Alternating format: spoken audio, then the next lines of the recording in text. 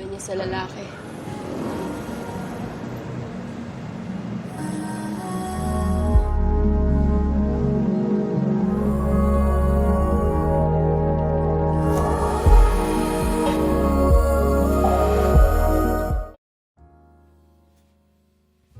Cerita dimulai dengan memperkenalkan seorang gadis cantik bernama Isa. Isa memiliki seorang sahabat bernama Tristan, seorang kutu buku yang sangat cerdas. Isa sering memanfaatkan kecerdasan Tristan untuk membantunya menyelesaikan tugas-tugas kuliah. Kedekatan mereka sangat erat, bahkan Isa sering menghabiskan waktu di rumah Tristan untuk mengerjakan tugas.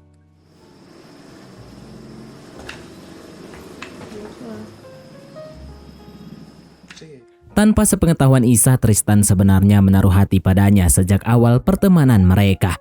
Namun Tristan merasa tidak percaya diri untuk mengungkapkan perasaannya karena penampilannya yang sangat biasa saja. Kepercayaan dirinya semakin terkikis oleh fakta bahwa Isa adalah gadis idola di kampus mereka yang membuatnya semakin ragu untuk menyatakan perasaannya. Seiring berjalannya waktu, Tristan mulai menyadari bahwa Isa memiliki tatapan berbeda saat bersama seorang mahasiswi baru bernama Mela. Isa bahkan terang-terangan mengakui kepada Tristan bahwa ia merasa gugup setiap kali berada di dekat Mela. Namun baik Tristan maupun Isa tidak menyadari apa yang sebenarnya terjadi. Keesokan harinya setelah selesai latihan tari, Mela mengeluhkan pundaknya yang terasa pegal. Isa yang peduli pada temannya berinisiatif untuk melihat kondisi pundak Mela dan menawarkan pijatan. Saat melihat lebih dekat, Isa terkejut mendapati pundak Mela penuh dengan luka lebam. Mela akhirnya bercerita bahwa ayah tirinya sering memperlakukannya dengan kasar dan kerap memaksanya untuk bermain futsal. Ia merasa sangat sedih mendengar pengakuan tersebut dan segera memeluk Mela untuk memberikan dukungan. Tanpa diduga, hal itu justru membuat mereka memutuskan untuk beradu kerang. Sejak saat itu, Isa dan Mela menjadi sangat dekat. Sementara Tristan yang selalu berada di dekat Isa merasa kecemburuan yang semakin kuat.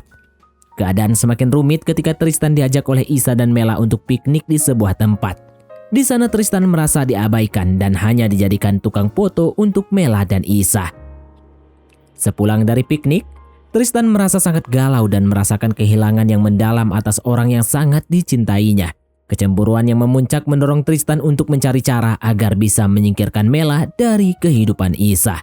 Suatu hari Tristan mencoba melaksanakan rencananya. Namun nasib sial menimpanya ketika Isa datang dan membantu Mela. Dalam kepanikannya, Tristan mengambil kunci mobil Mela yang terjatuh dan berniat menyingkirkan Mela. Namun yang terjadi malah tanpa sengaja Tristan menabrak keduanya.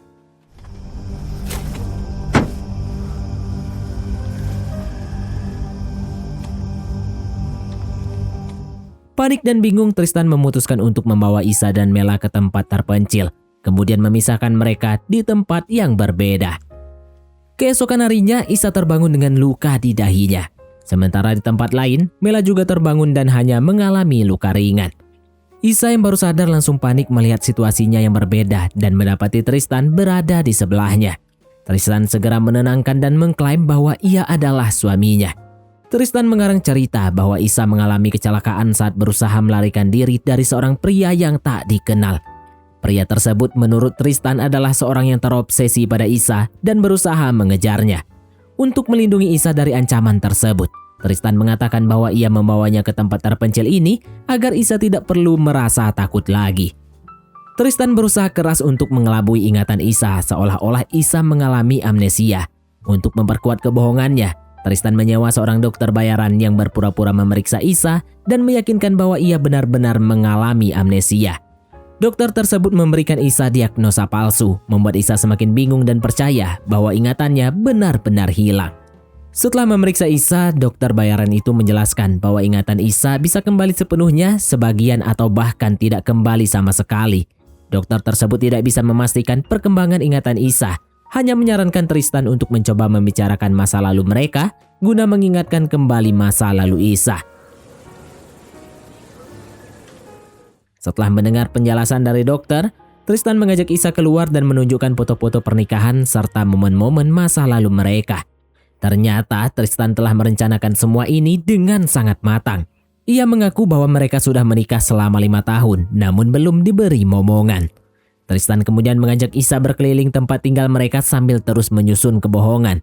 Ia mengatakan bahwa orang tua Isa telah meninggal beberapa tahun lalu. berusaha memutuskan hubungan Isa dengan masa lalunya. Tristan memperlakukan Isa dengan sangat baik, hingga Isa merasa bingung apakah semua ini nyata atau hanya mimpi. Isa yang kebingungan mencoba mencari jawaban dalam ingatannya yang kabur. Tristan di sisi lain terus memanipulasi situasi agar Isa semakin bergantung padanya. Setiap hari Tristan menceritakan kisah-kisah palsu tentang masa lalu mereka, lengkap dengan detail-detail kecil yang membuat kebohongannya tampak lebih meyakinkan. Hari demi hari berlalu dan Tristan terus melancarkan kebohongan demi kebohongan agar Isa semakin percaya bahwa dirinya telah benar-benar kehilangan ingatan. Tristan dengan cermat memanipulasi situasi hingga akhirnya ia berhasil mendapatkan apa yang selama ini diharapkannya, yaitu bermain futsal bersama Isa dan menjebol gawangnya yang menjadi simbol keberhasilan dalam rencananya. Malam harinya Isa bertanya kapan mereka akan kembali ke kota. Tristan dengan tenang menjawab bahwa mereka hanya bisa meninggalkan tempat tersebut setelah polisi berhasil menangkap pria yang ingin menguasai Isa.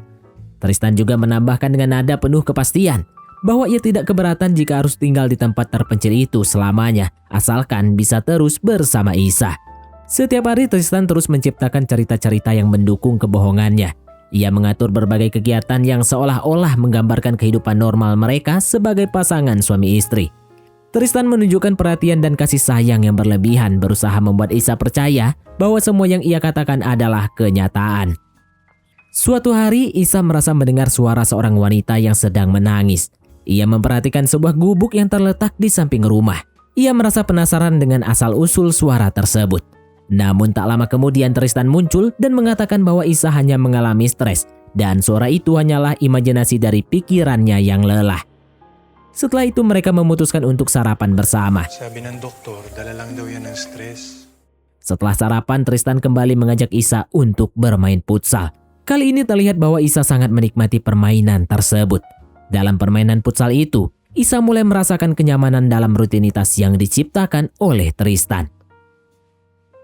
Keesokan harinya, Isa yang baru saja bangun tidur menyadari bahwa ia sedang datang bulan. Kemudian Tristan berencana akan segera pergi ke kota untuk membeli pembalut. Kesempatan ini memberi Isa sedikit waktu sendirian di rumah. Saat Tristan pergi, Isa mulai menjelajahi rumah dan menemukan sebuah tas miliknya. Di dalam tas tersebut ia menemukan sebuah dompet yang berisikan beberapa foto. Yang membuatnya curiga adalah salah satu foto yang wajah seorang wanita di dalamnya dicoret. Ia merasa ada sesuatu yang mengganjal, tetapi mencoba untuk tetap tenang. Malam itu saat makan malam, Isa tiba-tiba bertanya mengenai tahun berapa sekarang. Tristan dengan tenang menjawab bahwa sekarang adalah tahun 2028. Isa kemudian bertanya tentang keberadaan Mela. Pertanyaan ini mengejutkan Tristan dan ia mencoba menegaskan kembali bahwa Mela telah menghilang beberapa tahun yang lalu. Namun Isa mulai menyadari bahwa semua ini hanyalah sandiwara belaka. Tristan yang tidak pandai menyembunyikan kepanikannya segera diketahui oleh Isa. Untuk menenangkan situasi, Isa berinisiatif mengajak Tristan bermain futsal. Ia melakukannya dengan penuh semangat yang tinggi, berusaha mengalihkan perhatian Tristan. Mereka bermain dengan penuh semangat hingga Tristan mulai kelelahan. Melihat kesempatan ini, Isa merubah keadaan dan membuat Tristan tak sadarkan diri. Isa mengambil kendali, bertekad untuk mencari tahu kebenaran di balik semua kebohongan Tristan. Begitu tersadar, Isa segera menanyakan beberapa pertanyaan kepada Tristan dan memintanya untuk jujur mengenai semua permainan ini. Merasa tidak ada lagi yang bisa disembunyikan, Tristan akhirnya menceritakan seluruh kebenaran. Nasaan si Mela? Ito sa kubo, tingnan mo kung buhay pa. Setelah mendengar pengakuan Tristan, Isa segera pergi ke gubuk di samping rumah untuk mencari Mela.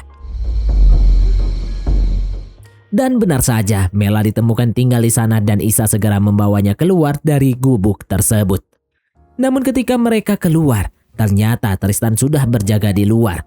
Terjadilah keributan yang cukup menegangkan di antara mereka bertiga.